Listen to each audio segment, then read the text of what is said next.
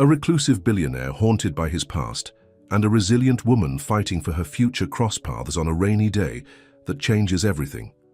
What starts as a lifeline becomes a love story as they face scandal, secrets, and the fight for redemption. Before we get into the story, comment below where in the world you are watching from today. The rain poured down hard on the expensive windows of Elliot Greer's mansion. At 40 years old, he had more money than he knew what to do with, but that didn't stop him from feeling empty inside. His home office was filled with awards and pictures of business deals, but none of them meant anything to him anymore. Not since Sarah, his sister, had died 3 years ago. "Mr. Greer, your 2 o'clock meeting is starting." His assistant's voice crackled through the intercom. Elliot sighed and adjusted his expensive tie. Another day, another meeting he didn't care about. He walked to his computer and clicked to join the video call, barely listening as his team discussed quarterly profits and market expansions. His mind wandered, just like it always did these days. "What do you think, Mr. Greer?" one of the executives asked. "Proceed with the plan," Elliot said automatically. He'd gotten good at faking interest. The truth was he hadn't really cared about anything since Sarah's death. His sister had struggled with drug addiction for years, living on the streets despite all his attempts to help her. In the end, she died alone in a shelter during a cold winter night. The guilt ate at him every single day. After the meeting ended, Elliot walked to his large bay window. His estate sat on 10 acres of perfectly manicured lawn, protected by tall iron gates and security cameras. It was more like a prison than a home, keeping him isolated from the world. That's when he saw her. A woman sat on the public bench just outside his gates. She was soaked from the rain, her clothes worn and tattered. Something about the way she held herself caught his attention. Even in her obvious distress, she sat with dignity, her back straight, staring ahead as if daring the world to pity her. Before he knew what he was doing, Elliot grabbed an umbrella and walked out of his house. His security team looked surprised. He never left the mansion on foot, but something pulled him toward this stranger. As he got closer, he could see she was a black woman, probably in her mid-30s. Despite her shabby clothes and worn-out shoes, her face showed a quiet strength that struck him. "Excuse me," Elliot said, holding the umbrella over her. "You're getting soaked out here." The woman looked up at him, her eyes sharp and wary. "I'm fine," she said firmly. "At least let me offer you a warm meal," Elliot heard himself say. "No strings attached, just food and a chance to get out of this rain." She studied him for a long moment. "Why would a rich man like you care about someone like me?" The question hit him hard. "Because someone once sat in the rain like this, and I didn't do enough to help them." Something in his voice must have reached her because after a long pause, she nodded. "I'm Jasmine," she said. "Jasmine Moore." "Elliot Greer," he replied, helping her up. "My house is just up the drive." As they walked to his mansion, Elliot noticed how Jasmine took everything in with careful, intelligent eyes. She wasn't overwhelmed by the wealth on display. Instead, she seemed to be studying it, understanding it. "You can take a hot shower if you'd like," Elliot offered when they reached the house. "I'll have my housekeeper find you some dry clothes."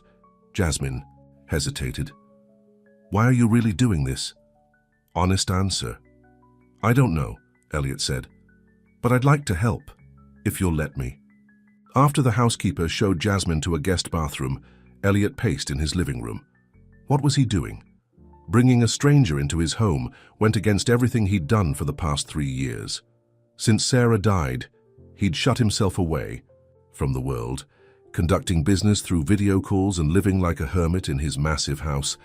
When Jasmine emerged an hour later, Elliot almost didn't recognize her.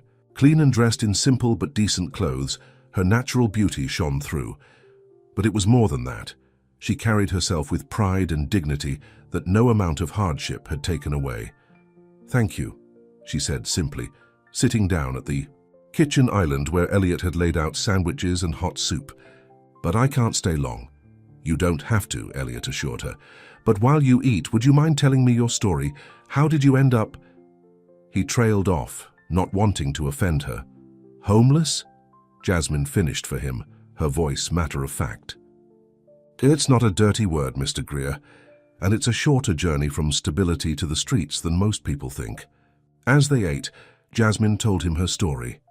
She'd been a teacher at an inner-city school, passionate about helping kids who reminded her of herself growing up. Then she got sick, really sick. The medical bills wiped out her savings. She missed too much work during her recovery and lost her job. Without income, she couldn't keep her apartment. One thing led to another, and here she was. "But I'm not giving up," she said firmly. "I'm going to get back on my feet. I just need to figure out how." Elliot listened, feeling something stir inside him that he hadn't felt in years, a desire to connect with another person. To help not out of guilt or obligation, but because something about Jasmine's strength and determination touched him deeply. "You could stay here," he found himself saying, "just until you get back on your feet. There's plenty of room." Jasmine's eyes narrowed. "I'm not looking for a handout, Mr. Greer, and I'm not going to be anybody's charity case." "That's not what I'm offering," Elliot said quickly. "Think of it as a temporary solution while you figure out your next steps. No strings attached. You can leave whenever you want." Jasmine was quiet for a long moment, considering his words. Finally, she spoke. "I'll stay for a few days," she said, "but only until I can figure out my next move, and I want to help out around the house, earn my keep." "Deal," Elliot said, feeling a spark of something he hadn't felt in years. Hope. As he showed her to one of the guest rooms, Elliot couldn't shake the feeling that his life was about to change in ways he couldn't imagine. For the first time since Sarah's death, he felt truly awake, truly present in his own life. What he didn't know was that this rainy afternoon would mark the beginning of a journey that would challenge everything he thought he knew about love, trust, and redemption, and that the woman he thought he was helping would end up saving him in ways he never expected. The next morning, Jasmine woke up in a bed softer than any she'd slept in for months. For a moment, she felt disoriented in the large guest room of Elliot Greer's mansion. Part of her wanted to run. She'd learned the hard way not to trust sudden kindness from strangers, especially rich ones. "Miss Moore," a gentle voice called through the door. It was Maria, the housekeeper. "Breakfast is ready if you'd like to come down." Jasmine got dressed in the clothes Maria had given her yesterday. They were simple, but clean. Much better than what she'd been wearing. When she went downstairs, she found Elliot already at the kitchen table, reading something on his tablet. "Good morning," he said, looking up. "Did you sleep well?" "Yes, thank you," Jasmine said stiffly. She wasn't used to making small talk with millionaires over breakfast. Maria brought out plates of eggs, toast, and fresh fruit. Jasmine's stomach growled. It had been a long time since she'd had a proper breakfast, but she made herself eat slowly, with dignity. She wasn't going to act desperate no matter how hungry she was. "I have meetings all morning," Elliot said, "but please make yourself at home. Maria can show you around." Jasmine set down her fork. "Actually, I'd like to help. I told you I want to earn my keep." Elliot looked surprised. "You don't have to—" "Yes, I do," Jasmine cut him off. "I'm not here for a free ride, Mr. Greer. I meant what I said about helping out." Something like respect flickered in Elliot's eyes. "All right, talk to Maria about what needs to be done, but Jasmine, call me Elliot." After he left for his home office, Jasmine helped Maria with the housework. As they cleaned, she learned more about Elliot from the housekeeper. How he rarely left the house anymore. How he spent most days in his office on video calls. How he'd changed after his sister died. "He blames himself," Maria said softly as they dusted the living room. Sarah was troubled, but she was a sweet girl when the drugs took her. Something in Mr. Greer broke. Jasmine thought about her own troubles, how quickly life could fall apart. "Sometimes helping people isn't as simple as throwing money at them," she said. "That's exactly what he needs to understand," Maria replied, giving Jasmine a meaningful look. Later that afternoon, Jasmine was organizing books in the library when Elliot found her. He stood in the doorway watching her work. "You don't have to do this," he said again. Jasmine turned to face him. "Let me be clear about something, Mr. G.R. Elliot. I appreciate your help, but I'm not going to sit around like some charity case. I've been taking care of myself since I was 16. That's not going to change just because I'm staying in a fancy house." 16? Elliot asked, surprised. Jasmine hadn't meant to reveal that detail about herself, But something made her continue. My mother died when I was young. Father wasn't in the picture. I bounced between relatives until I was old enough to make it on my own, put myself through college, became a teacher. I was doing fine until I got sick. What happened? Elliot asked softly. Pneumonia turned into something worse. No health insurance, the bills kept piling up. I missed too many classes during recovery, and the school couldn't hold my position. Jasmine's voice was matter of fact, but her hands clenched at the memory. By the time I was well enough to work again, I was already behind on rent. Couldn't find another teaching job. Then the eviction notice came. Elliot stepped closer. Let me help you get back into teaching. I know people on school boards. No, Jasmine said firmly. I don't want you pulling strings for me. I'll find my own way. Back. Why are you so resistant to accepting help? Elliot asked, frustration creeping into his voice. Why are you so insistent on giving it? Jasmine shot back. Is this about your sister? Am I some kind of redemption project for you? The words hit hard. Elliot stepped back like she'd slapped him. That's not fair, isn't it? Jasmine pressed. I've seen the way you look at me, like I'm some broken thing you can fix. But I'm not broken, Elliot. I'm down, but I'm not out. And I'm not your sister. The silence that followed was heavy. Finally, Elliot spoke. You're right, I'm sorry, I didn't realize I was... Maybe I am trying to make up for Sarah, but that's not the only reason I want to help.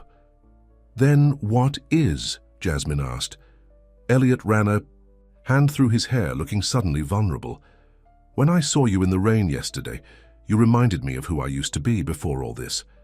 He gestured at the mansion around them. Someone who cared about more than just making money and hiding from the world. Jasmine felt her anger soften slightly. Look, I appreciate what you're trying to do, but if I'm going to stay here, we need to be clear about something. I'm not a project. I'm not a replacement for your sister, and I'm not going to let you throw money at my problems, so what will you let me do? Elliot asked quietly. Jasmine thought for a moment. Be a friend, that's all. No strings, no expectations, no trying to fix each other. Just friendship. A small smile crossed Elliot's face. I think I can handle that. I'm a little out of practice, though. Yeah, well, living like a hermit will do that to you, Jasmine said, and was surprised to hear herself chuckling. For the first time since she'd met him, Elliot really smiled. It transformed his whole face, making him look younger, more alive. Does this mean you'll stay, at least for a while? I'll stay, Jasmine agreed. But I'm serious about helping out, and I'm going to look for work. Deal, Elliot said. And Jasmine, thank you for being honest with me.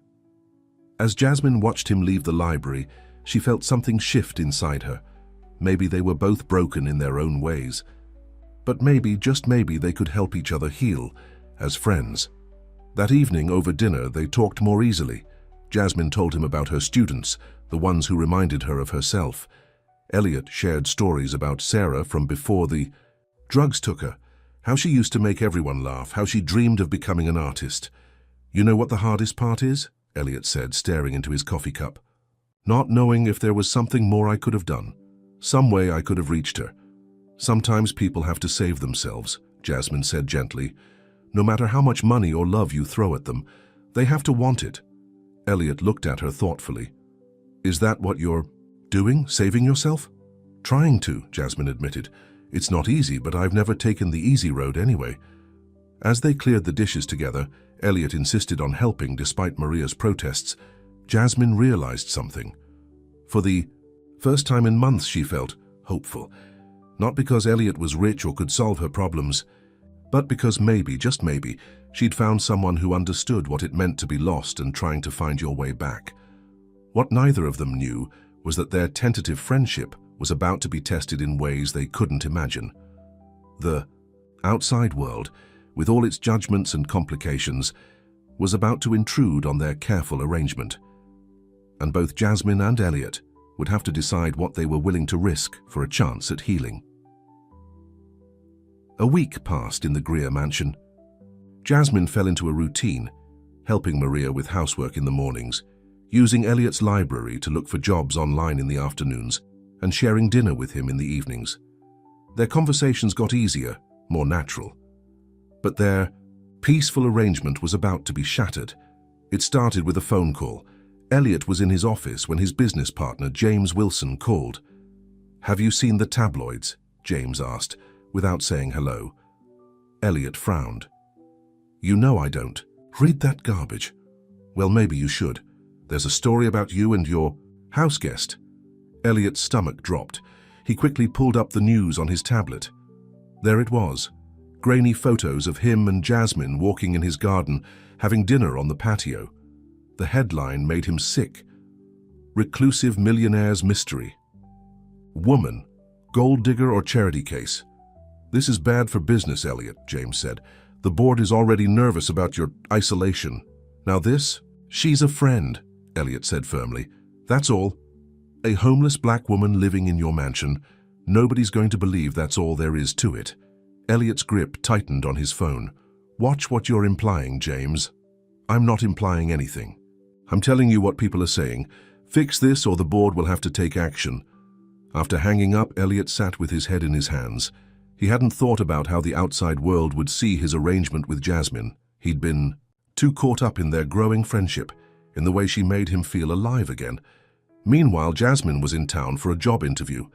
She'd borrowed one of Maria's dresses and taken the bus to save the cab fare Elliot had offered. The interview was at a small private school. Everything was going well until the principal's eyes widened at something on his computer screen. "Ms. Moore," he said slowly, "can you explain this article about you and Elliot Greer?" Jasmine's heart sank as he turned the screen to show her the tabloid story.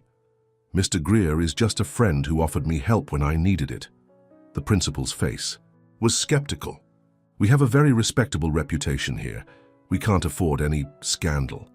"My living situation has nothing to do with my teaching abilities," Jasmine said firmly. "I'm sorry, Ms. Moore. We'll keep your application on file." Jasmine knew what that meant. She left the school with her head high, but inside she was shaking. On the bus ride back to the mansion, she saw people looking at their phones, then at her. Some whispered behind their hands. When she got back, Elliot was waiting in the living room.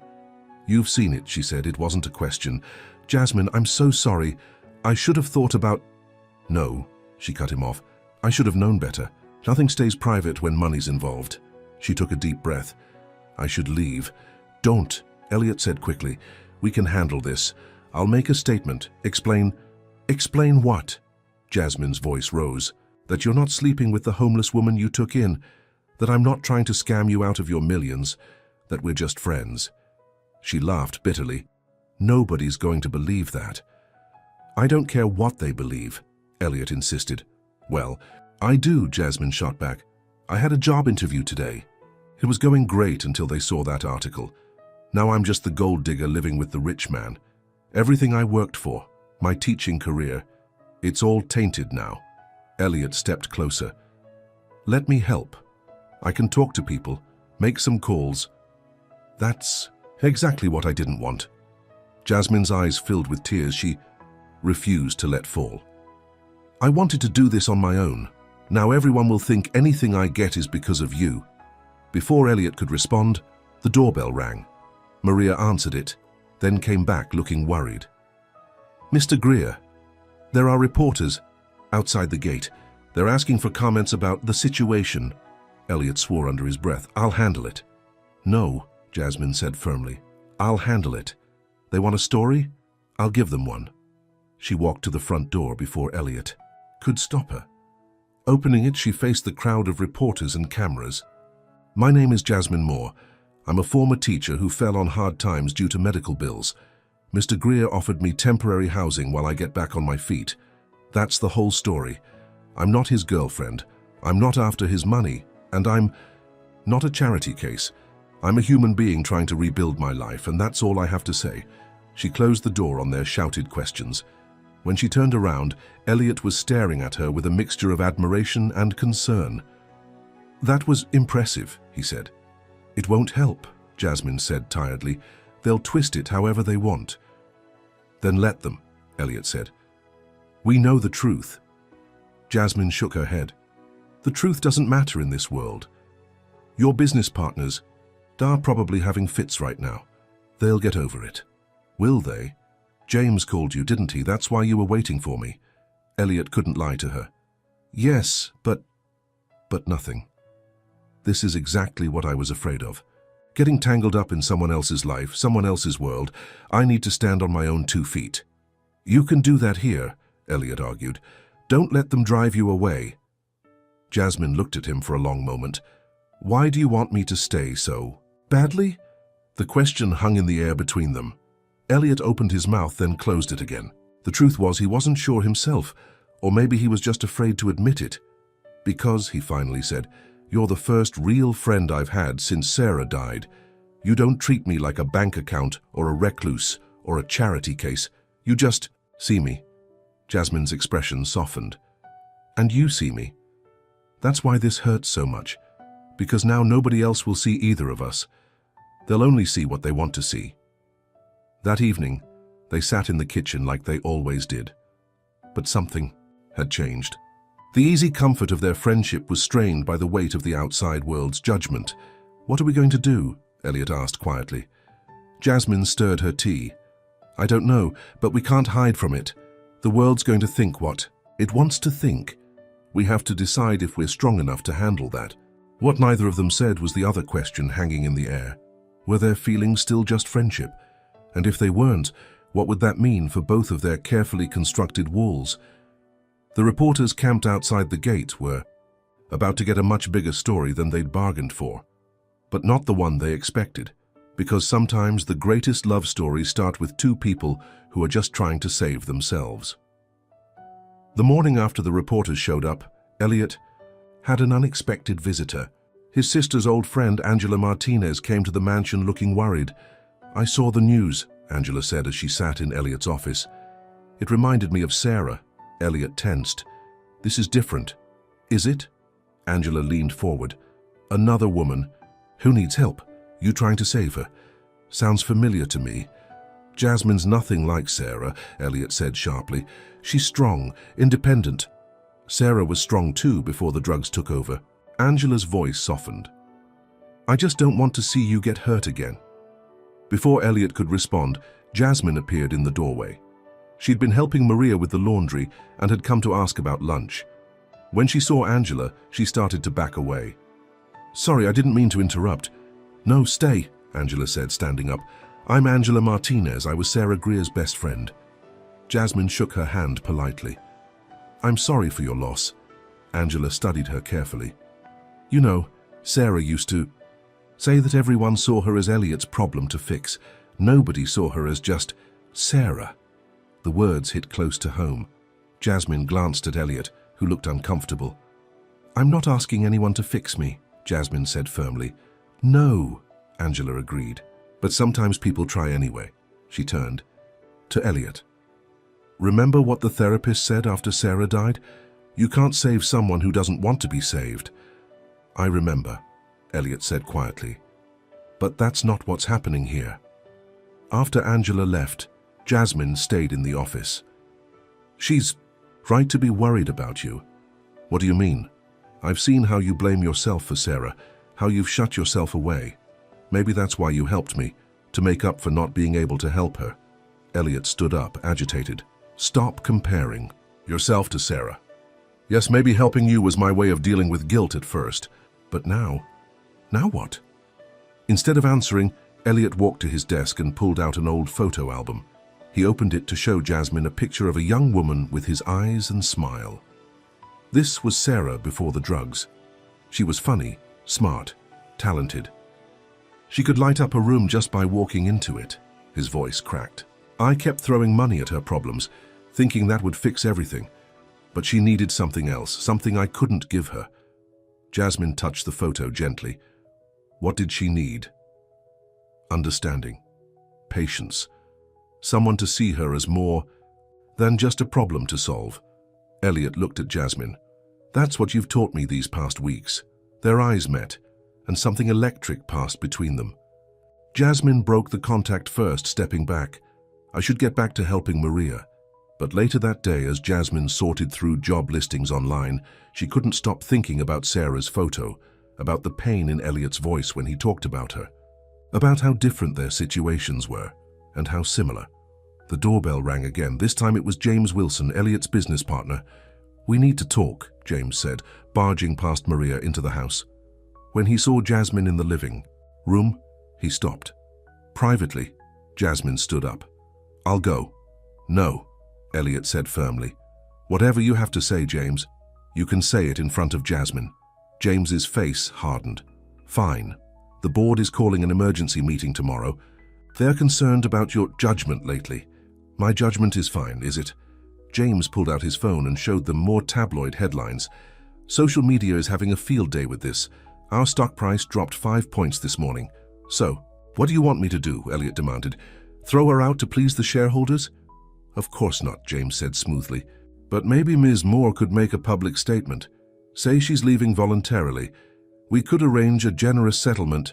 "Stop right there," Jasmine interrupted. Her voice was cold. "I'm not for sale." "Everyone has a price," James said, looking her up and down. "Name yours." Elliot stepped between them. "Get out."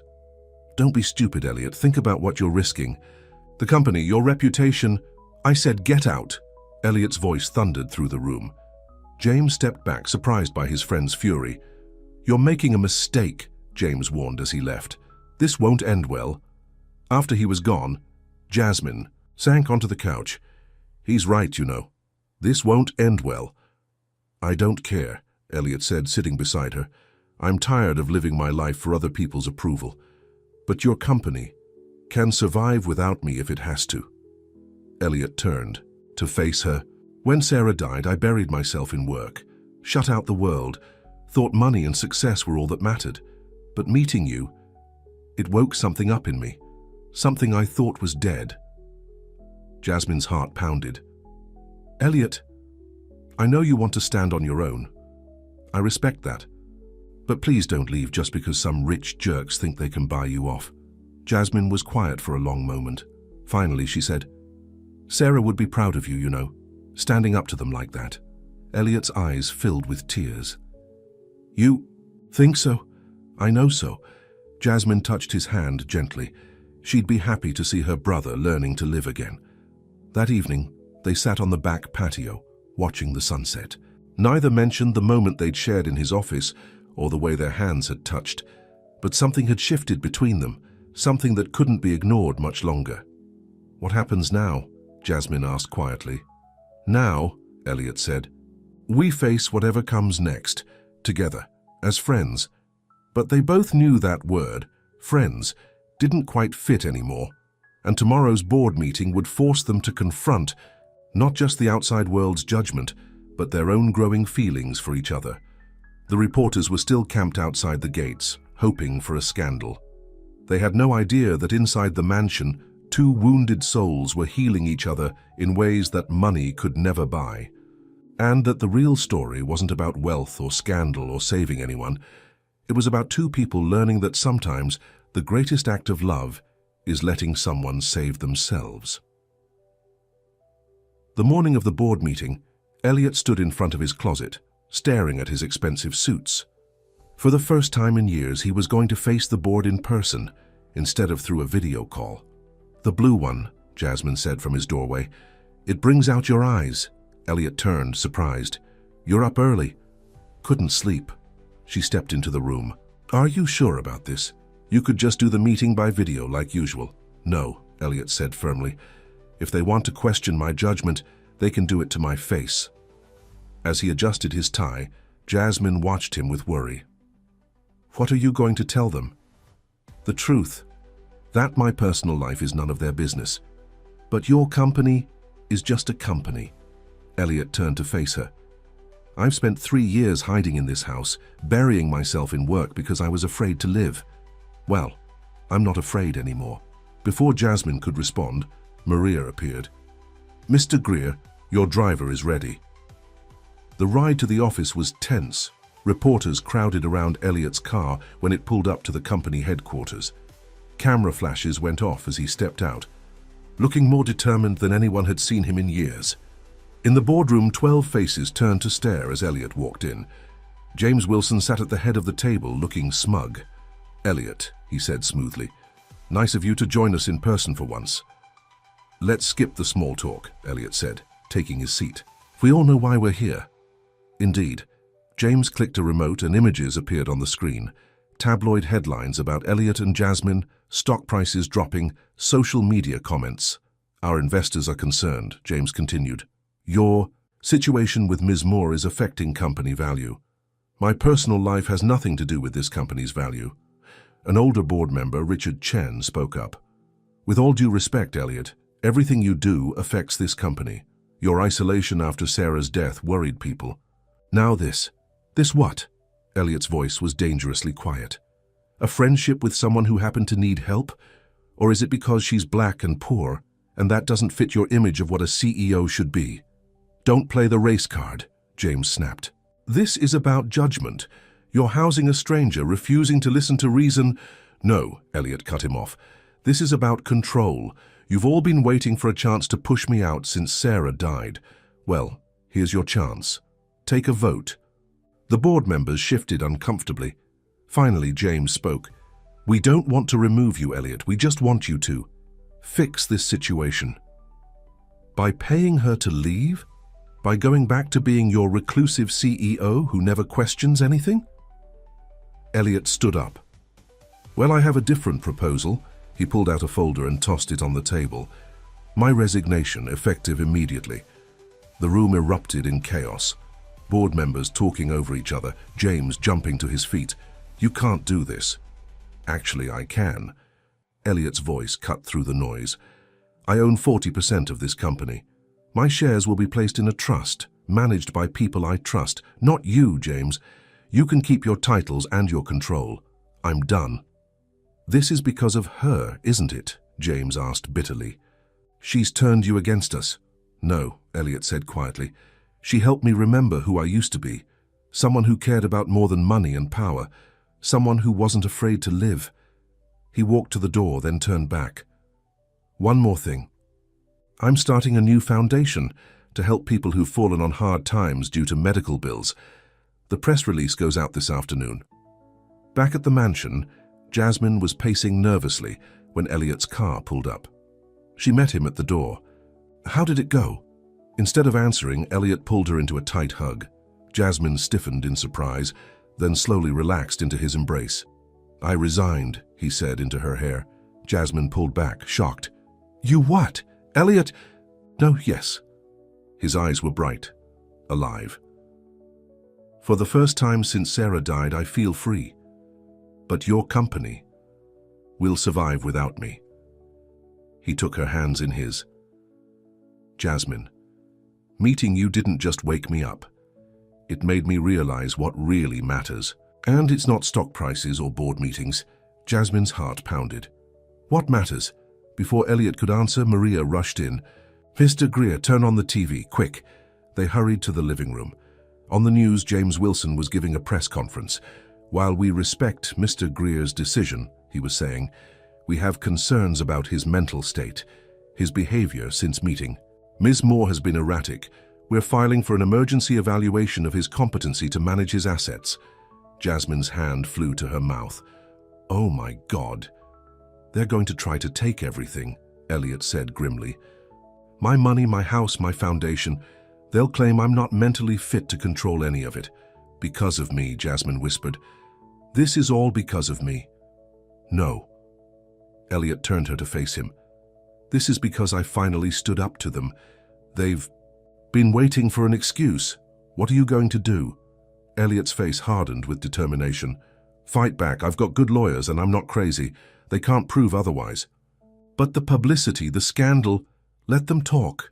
Elliot squeezed her hands. I'm done hiding, Jasmine.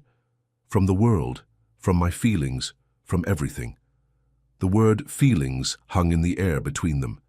Jasmine looked up at him, her heart racing. Elliot, I know you came here wanting to stand on your own, he said softly. And you can. But maybe we could stand together instead. Before she could answer, the phone rang. It was Elliot's lawyer. Turn on Channel 7, he said urgently. Someone's talking about Sarah. They switched channels. A woman was being interviewed, one of Sarah's old friends from her darkest days. Elliot Greer didn't help his sister when she needed it, the woman was saying. He just threw money at her problems. Now he's doing the same thing with this homeless woman. It's a pattern of unstable behavior. Elliot sank onto the couch, his face pale. Jasmine sat beside him, taking his hand. "They're using Sarah against me," he whispered. "How could they?" "Because they're desperate," Jasmine said fiercely. "They'll do anything to get control of your money, but we won't let them win." Elliot looked at her. "We?" Jasmine squeezed his hand. "Yes, we. You stood up for me. Now it's my turn to stand up for you." As they sat there, watching the media circus unfold, both knew their lives would never be the same. The quiet friendship they'd built was about to be tested in ways they never imagined. But maybe that was exactly what they both needed, a chance to fight, not just for themselves, but for each other. The reporters outside had their cameras trained on the mansion, waiting for the next development in the scandal. But the real story was happening inside, where two people who had lost everything were discovering that sometimes you have to lose it all to find what really matters. The next morning, Elliot's lawyer, David Cohen, arrived at the mansion early. He spread papers across the dining room table while Elliot and Jasmine sat listening. "They're moving fast," David said, looking worried. "The competency hearing is scheduled for next week. James Wilson has already submitted statements from 3 psychiatrists who say your behavior shows signs of mental instability." "But they haven't even examined me," Elliot protested. "They don't need to. They're basing it on your pattern of behavior. The isolation after Sarah's death, your sudden decision to house a stranger, the resignation from your company." Jasmine stood up, agitated. "This is ridiculous. They can't just declare someone incompetent because they don't like their choices." "Actually, they can try," David said grimly.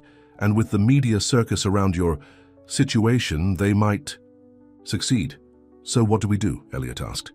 "First, we need our own psychiatric evaluations from top experts. Then we need character witnesses, people who can testify that you're of sound mind."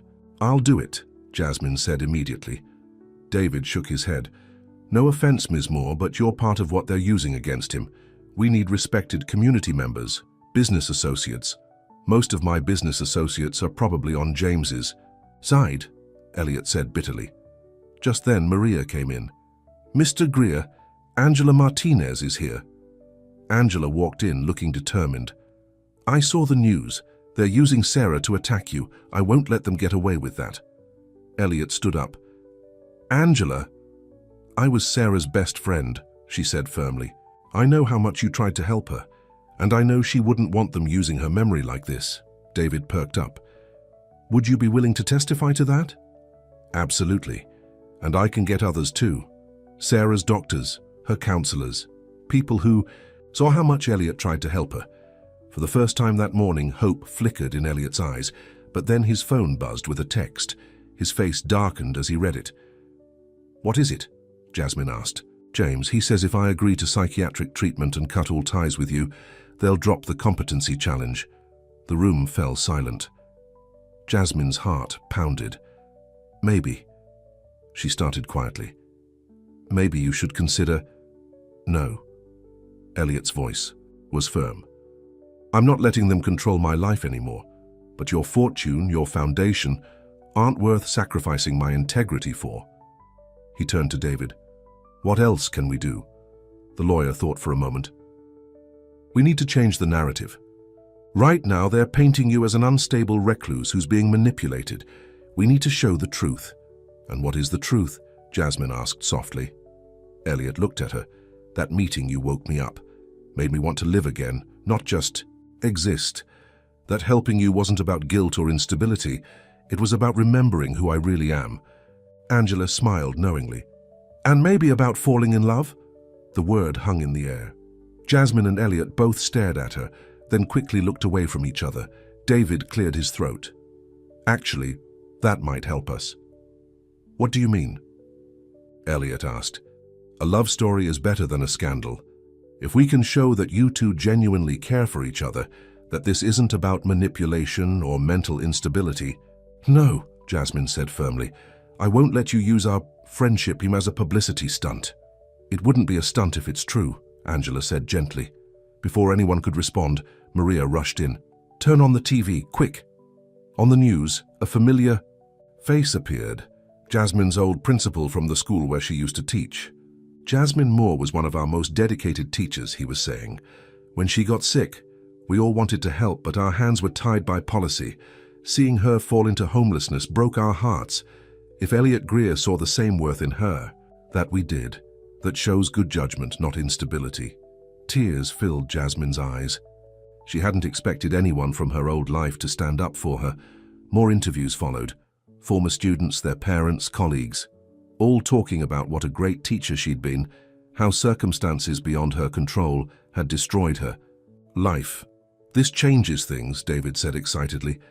It supports our narrative, that you're not some manipulator but a good person who fell on hard times. And Elliot saw that. Jasmine wiped her eyes. Those I didn't think they'd remember me. Of course they remember you, Elliot said softly. Just like I'll never forget seeing you in the rain that first day. Your dignity, your strength. Their eyes met, and this time neither looked away. David stood up. Right, here's what we're going to do. First, psychiatric evaluations, top experts. Then we gather testimonies. Angela, Sarah's doctors, Jasmine's former colleagues. We show that both of you are exactly who you appear to be. Two good people who found each other when you needed it most. And if that's not enough, Jasmine asked. Then we fight, Elliot said firmly. Together. Later that evening, after everyone had left, Elliot and Jasmine sat in the garden. The reporters were still outside the gates, but this spot was private, hidden from view. Did you mean what you said?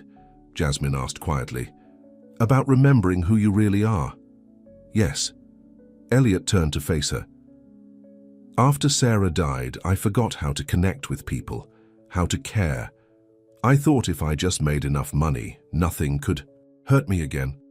And now? Now. He took her hand gently. Now I'm remembering that some things are worth the risk of getting hurt. Jasmine's heart raced, but she forced herself to be honest. Elliot, if this becomes more than friendship, they'll use it against you even harder. Let them try. He squeezed her hand. I'm tired of letting fear control my life, aren't you? Before she could answer, her phone buzzed. It was a text from one of her former students. We're organizing a rally to support you and Mr. Greer. You taught us to stand up for what's right. Now it's our turn to stand up for you. Tears filled her eyes again as she showed Elliot the message. See, he said softly. We're not alone in this fight. As the sun set over the garden, Jasmine and Elliot sat in comfortable silence, their hands still linked. The competency hearing was still coming. James and his allies would still try to destroy them, but for the first time, they felt truly ready to face whatever came next, because sometimes the greatest victory isn't in fighting alone. It's in finding someone worth fighting beside. The morning of the competency hearing, the courthouse was packed. Reporters crowded the steps, and inside the gallery was full of faces both friendly and hostile. James Wilson sat with his lawyers on one side, looking confident. On the other side, Elliot and his team waited nervously. Remember, David Cohen whispered to Elliot. Stay calm no matter what they say. Any sign of anger or instability will work against us. Jasmine sat in the back of the courtroom. She'd wanted to sit with Elliot, but David thought it would look better if they kept their distance during the hearing. Her former students and colleagues filled several rows, wearing buttons that said, Support Elliot and Jasmine, Judge Margaret. Thompson entered, and the room fell silent. She was known for being tough but fair, and she looked distinctly unimpressed by the media circus her courtroom had become. Let's be clear, she said firmly. This is not a criminal trial. This is a hearing to determine Mr. Greer's competency to manage his own affairs. Let's proceed. James's lawyer went first, calling their psychiatric experts. One by one, they testified about Elliot's erratic behavior patterns, his isolation after Sarah's death, his sudden change in personality after meeting Jasmine, his impulsive decision to resign from his company. In your professional opinion, the lawyer asked, is Mr. Greer mentally fit to control his fortune? Based on his pattern of behavior, one psychiatrist said, I believe he's suffering from unresolved trauma that's affecting his judgment. Then came the personal attacks. James took the stand, his face a mask of false concern. Elliot was never the same after Sarah died, he said smoothly. We all understood his grief, but lately his behavior has become increasingly concerning. How so? His lawyer asked.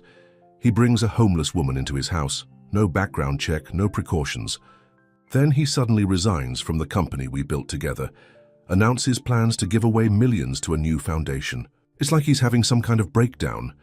Elliot's hands clenched under the table, but he kept his face calm. Jasmine watched him with worry, wishing she could be beside him. Then it was David's turn. He called their own experts, respected, psychiatrists who had actually examined Elliot. Mr. Greer shows no signs of mental illness or impaired judgment, one testified. His actions, while unconventional, are those of someone emerging from grief in a healthy way. He's choosing to engage with life again, to help others. That's not instability, it's healing. Angela Martinez took the stand next. Her testimony about Sarah brought tears to many eyes. Sarah struggled with addiction, yes, but Elliot never gave up on her. He tried everything to help her, not just money, but love, support, treatment programs. When she died, something in him broke.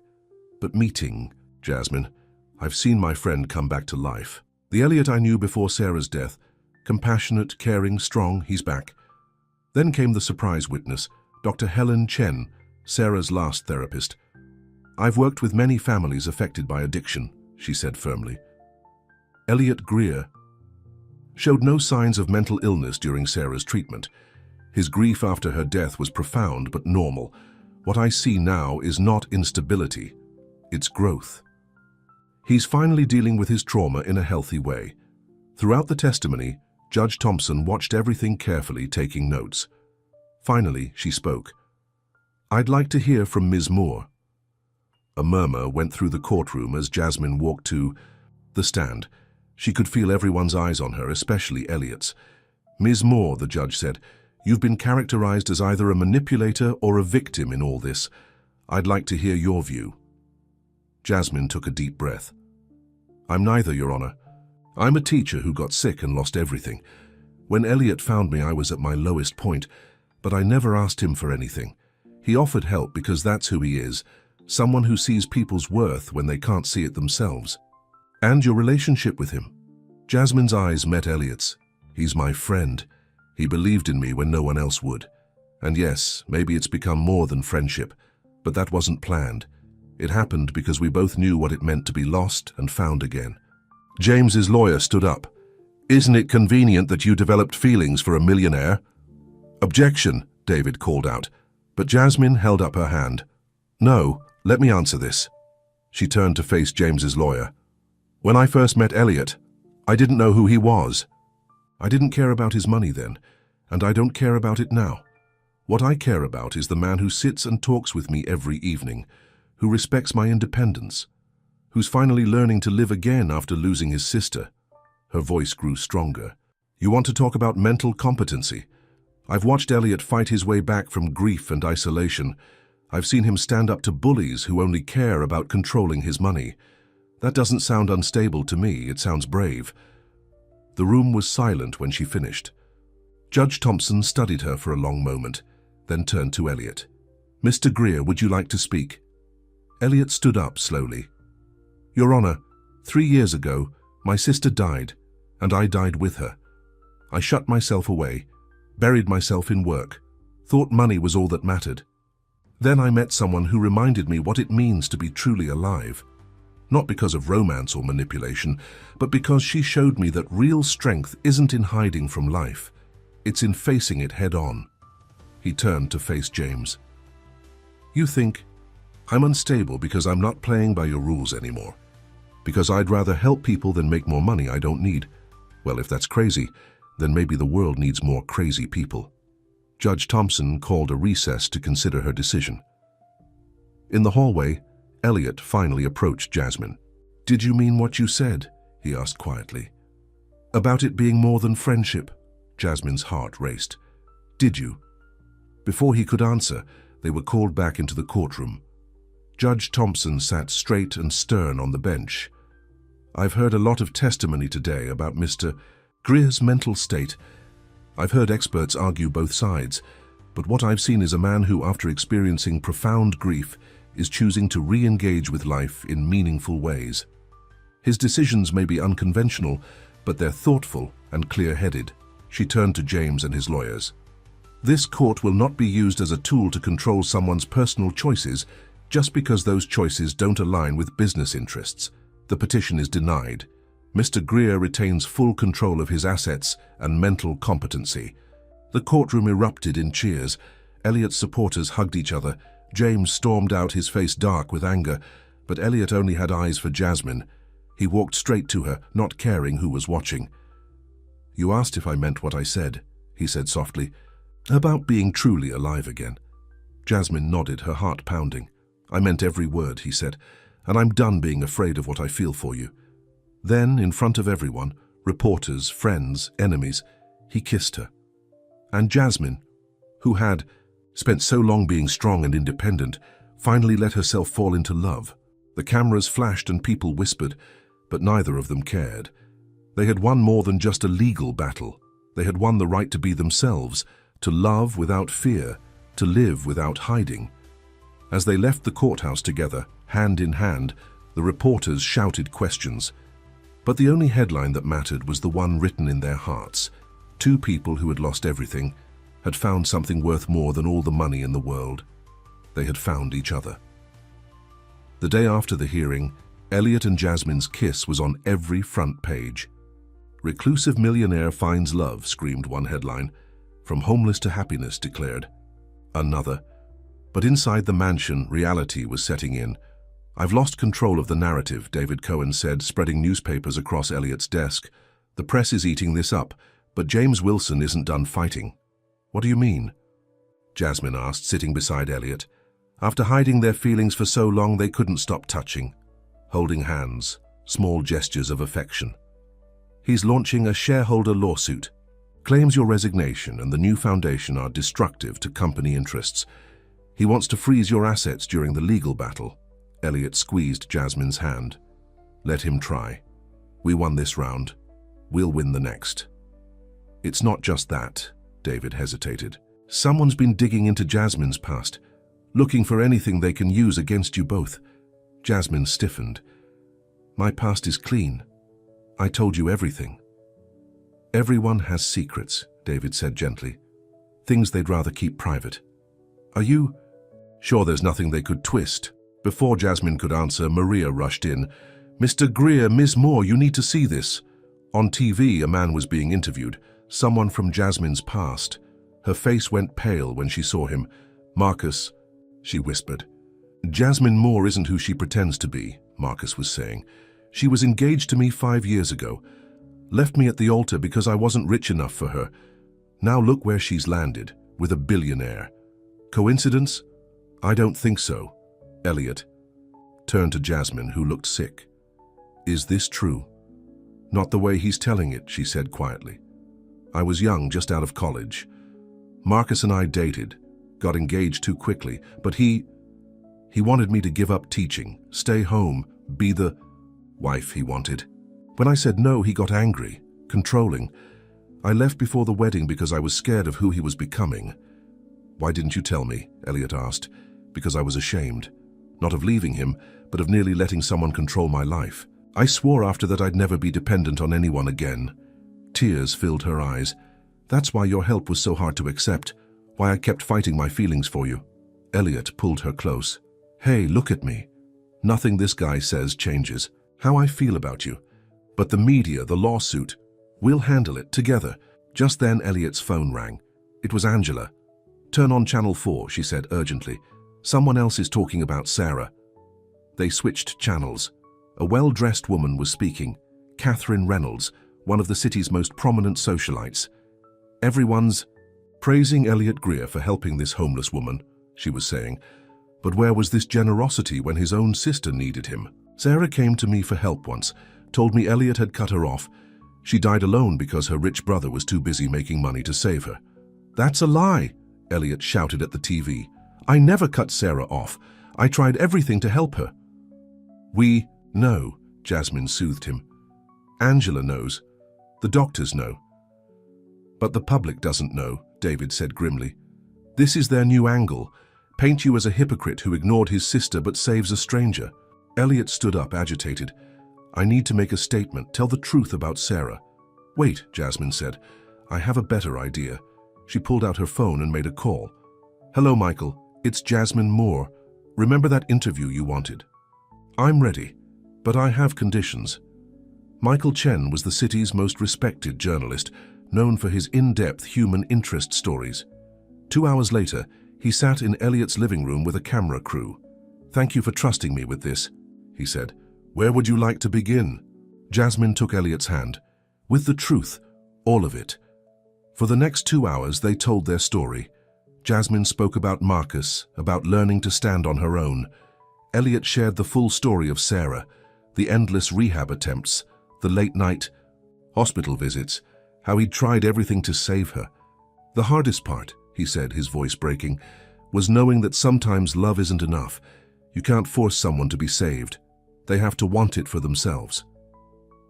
Is that what attracted you to Jasmine? Michael asked. That she wanted to save herself? Yes, Elliot said simply. She taught me that real love isn't about rescuing someone. It's about standing beside them while they rescue themselves. Jasmine wiped tears from her eyes. And he taught me that. Accepting help doesn't mean giving up independence. It means letting someone walk beside you, even when the road is hard. After the interview aired, the phone started ringing. Sarah's old rehab doctors called, confirming Elliot's story. Marcus's other ex-girlfriends came forward, telling stories of his controlling behavior. Jasmine's former students organized an online campaign, Asham Stand with Jasmine, but the biggest surprise came from Catherine Reynolds herself. The socialite arrived at the mansion, looking uncomfortable. I need to apologize, she said stiffly. I didn't tell the whole truth. Sarah did come to me for help, but not because you cut her off. She was running from rehab looking for drug money. I turned her away because I didn't want to deal with it. When she died, I blamed you because it was easier than blaming myself. Elliot was quiet for a long moment. Thank you for telling me the truth. After she left, he broke down in Jasmine's arms. All this time I thought I was the only one carrying guilt about Sarah. That's the thing about grief, Jasmine said softly. It makes us feel alone.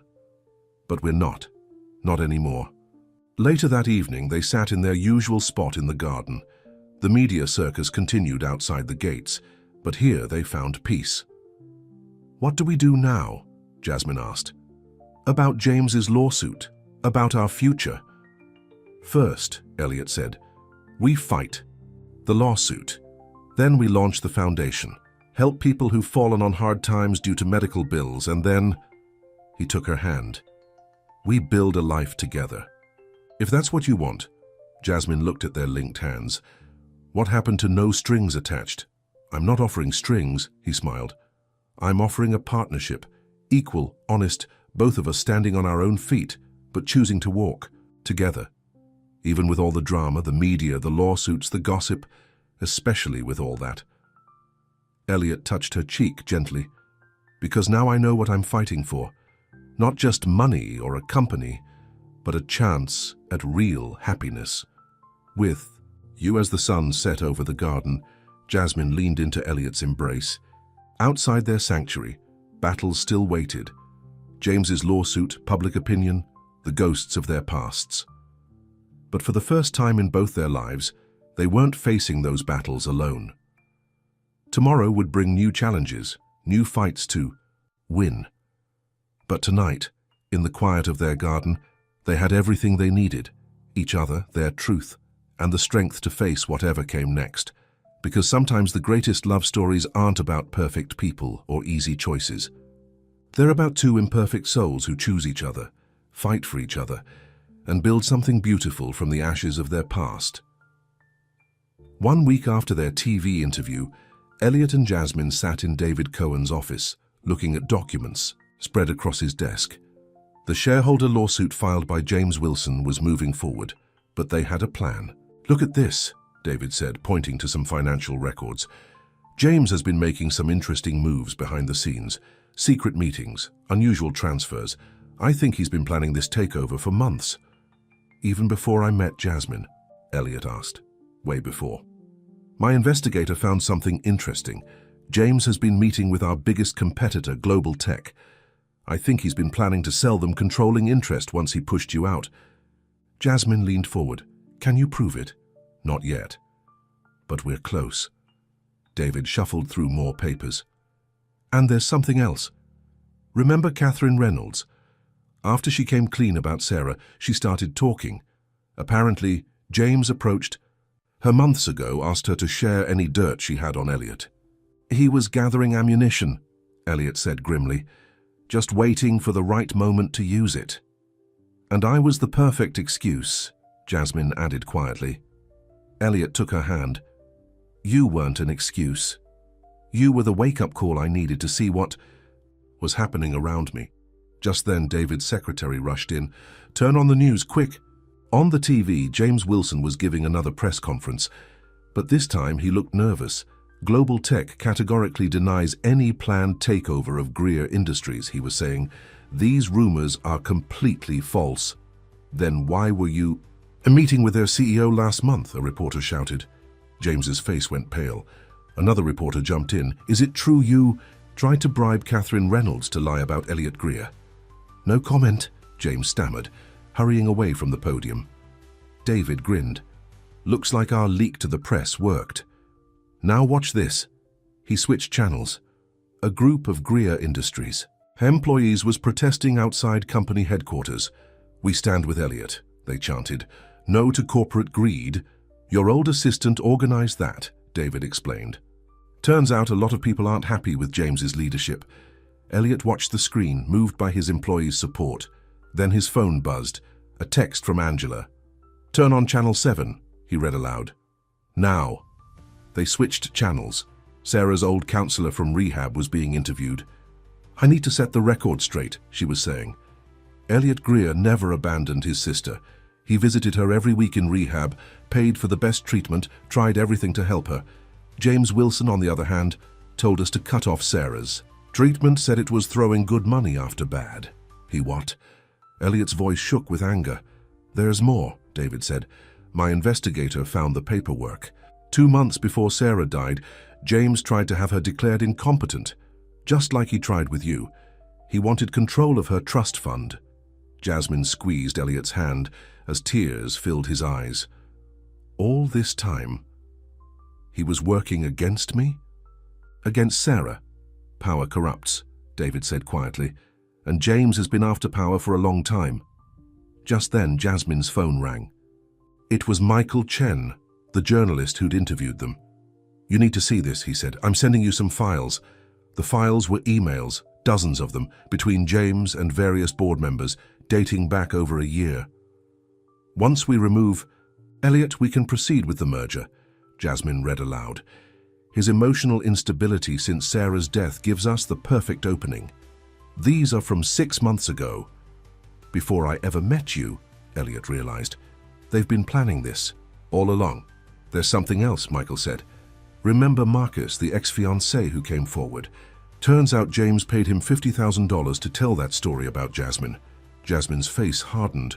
That explains why he suddenly showed up after all these years. David was already typing on his computer. This is exactly what we needed. With these emails plus the proof of bribery, we can not only fight the shareholder lawsuit, we can file criminal charges against James for corporate fraud. Elliot stood up, energized. Do it, all of it. I'm done playing defense. Back at the mansion that evening, they told Maria the good news. The housekeeper hugged them both. It's about time, she said firmly. That James Wilson never fooled me, always looking down his nose at everyone. As they sat in the kitchen over coffee, Jasmine noticed Elliot was quiet. What are you thinking about? She asked. Sarah, he said softly. All those times James told me I was enabling her by paying for rehab. He was actually trying to cut off her help. I could have lost her even sooner if I'd listened to him. But you didn't listen, Jasmine reminded him. You kept trying to help her no matter what anyone said. Just like you kept trying to help your students, even when the system worked against you. He took her hand. Maybe that's why we found each other. We both know what it means to fight for what's right, no matter the cost. Jasmine smiled. "And now we're fighting together." The next morning brought more surprises. Employees from every level of Greer Industries were coming forward with stories about James's mismanagement and bullying. Board members were calling to switch their support back to Elliot. The company's stock was rising as investors gained confidence, but the biggest surprise came from an unexpected source. James's personal assistant walked into David's office with a USB drive. "I've been keeping records," she said quietly. "Every illegal deal, every bribe, every secret meeting. I always knew someday he'd go too far." The evidence was overwhelming. By that afternoon, James Wilson was facing not just civil charges, but criminal ones. The board called an emergency meeting and voted to remove him as CEO.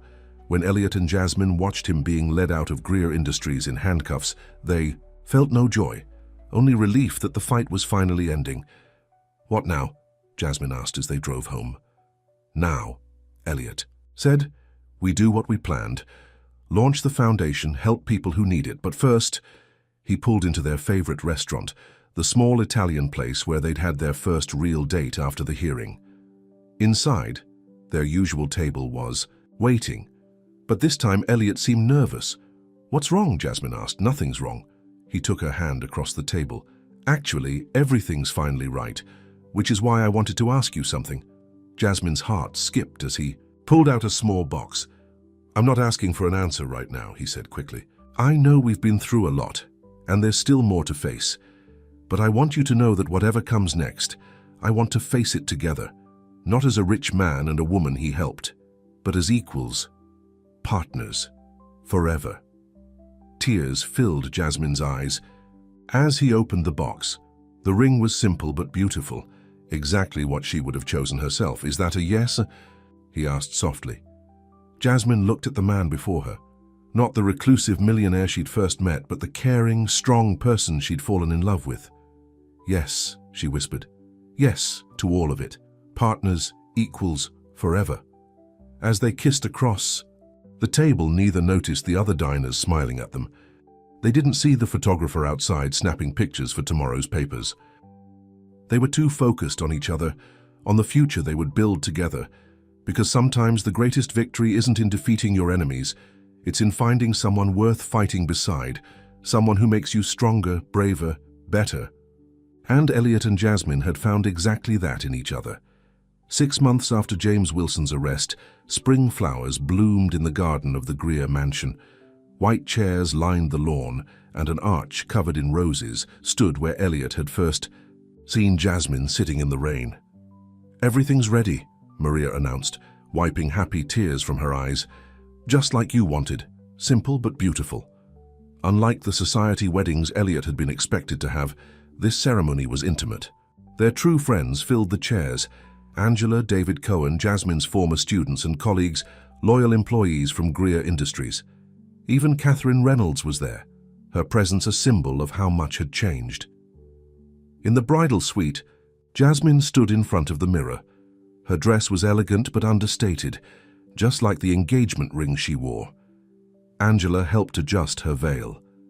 "Sarah would have loved you," Angela said softly. "You made her brother come back to life." Tears threatened to ruin Jasmine's makeup. "I wish I could have known her. In a way, you did, through Elliot's love for her, through the foundation you're building in her name." The Sarah Greer Foundation had already helped dozens of families facing medical bills and homelessness.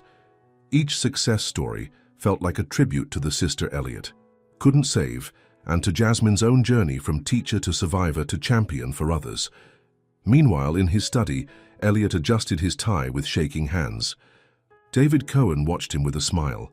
"Nervous?" "Terrified," Elliot admitted. "Not about marrying Jasmine, that's the one thing I'm sure about. But being happy again, sometimes it still scares me." "That's normal," David said, "after everything you've been through. But you deserve this, Elliot, both of you do." A knock at the door interrupted them. It was Michael Chen, the journalist who'd helped expose James's schemes. "Sorry to bother you on your wedding day," he said, "but I thought you'd want to know. James Wilson pleaded guilty this morning. He's facing 10 years in prison." Elliot nodded. Slowly, the news brought no joy, only closure. "And the company?" Stocks at an all-time high. Your new board of directors is implementing all the changes you wanted. Better employee benefits, ethical business practices, community investment. And the press? David asked. Still calling it a fairy tale romance. Michael smiled. Actually, they're calling it something better. A story about two people who saved each other. The wedding music began to play. Elliot took his place under the rose arch, his heart pounding. Then Jasmine appeared and everything else faded away. She walked down the aisle alone, a choice that made perfect sense to anyone who knew her. Strong, independent, but choosing to join her life with his. Their vows were simple but profound. I promise to love you as an sequel, Elliot said, his voice shaking. To respect your strength, to support your dreams, to walk beside you through whatever life brings. I promise to love you honestly and completely, Jasmine responded, tears in her eyes. To be your partner, in all things, to face every challenge together, to never let fear keep us from living fully. As they exchanged rings, a butterfly landed on the rose arch above them. Angela gasped softly. Sarah loved butterflies, she whispered to those nearby. She said they reminded her that change was possible. The reception was held in the garden where Elliot and Jasmine had spent so many evenings talking, learning to trust, falling in love. Their first dance was interrupted by a surprise. Jasmine's former students had prepared a special performance. "You taught us to believe in ourselves," one girl said. "Now we want to celebrate you believing in love again."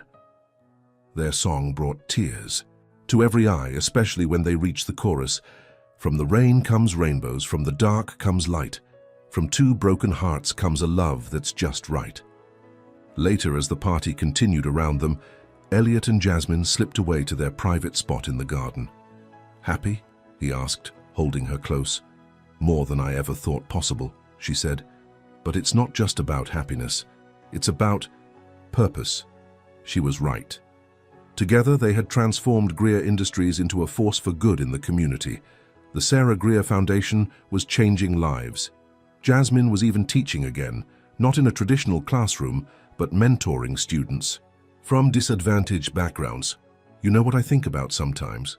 Elliot said softly. "That day in the rain. What if I hadn't looked out the window? What if I hadn't gone outside?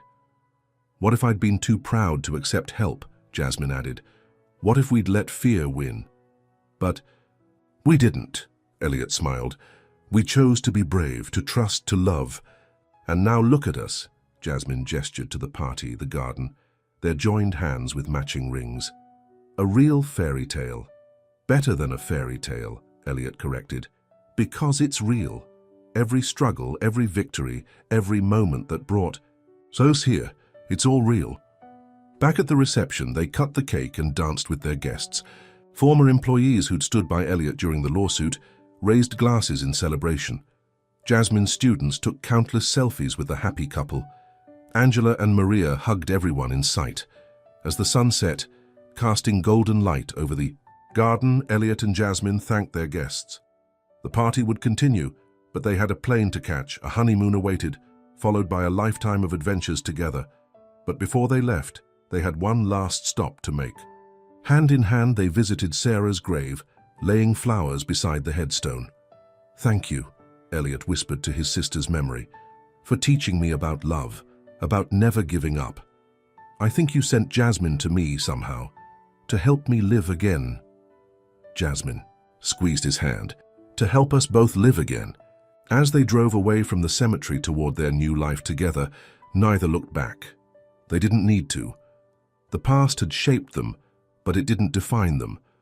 What defined them was their choice to rise above tragedy, to fight for love, to believe in second chances. The reporters who'd once camped outside the mansion gates were long gone, chasing newer stories. But the real story, of two wounded souls who found healing in each other's strength, would live on in the lives they touched, the changes they made, the love they shared. Because sometimes, the greatest love stories aren't about perfect people, finding perfect happiness. They're about real people choosing each other every day, fighting for each other through every storm, and building something beautiful from the pieces of their broken hearts. Elliot and Jasmine had done exactly that, and their story was just beginning.